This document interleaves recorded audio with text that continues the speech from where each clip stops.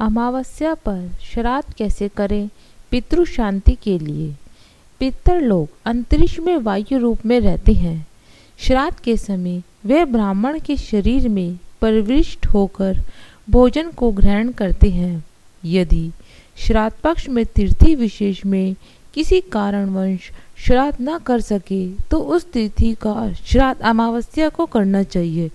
श्राद्ध का परित्याग नहीं करना चाहिए। श्राद्ध के पश्चात पितृ शेष अन्न को सूंघकर उसे गाय को खिला देना चाहिए।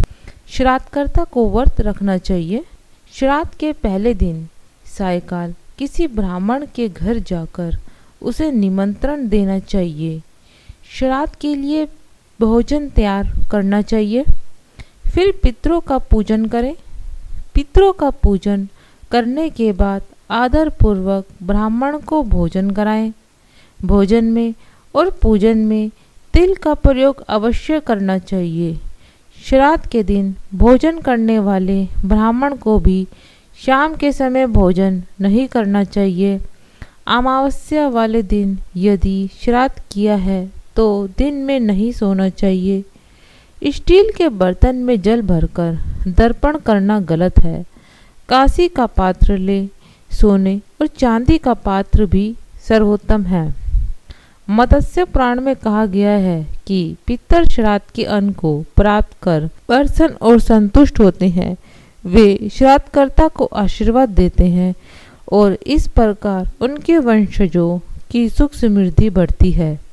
बहुत से लोग यह कहते हैं कि श्राद्ध और मृत्यु भोज आदि पर बहुत खर्च होता है, तो इस स्थिति में विष्णु पुराण में कहा गया है कि यदि कोई व्यक्ति श्राद्ध के दिन ब्राह्मण भोजन व्यवस्था नहीं कर सके तो उसे किसी ब्राह्मण को गेहूं का आटा और थोड़ी दक्षिणा दे देनी चाहिए।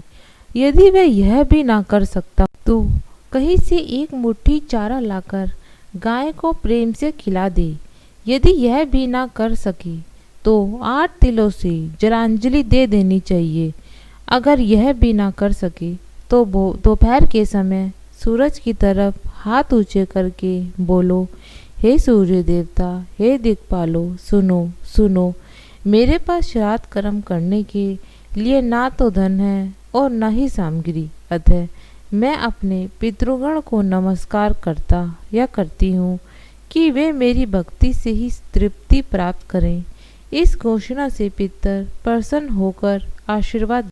हमारे चैनल को सब्सक्राइब करें, बेल आइकन को प्रेस करें।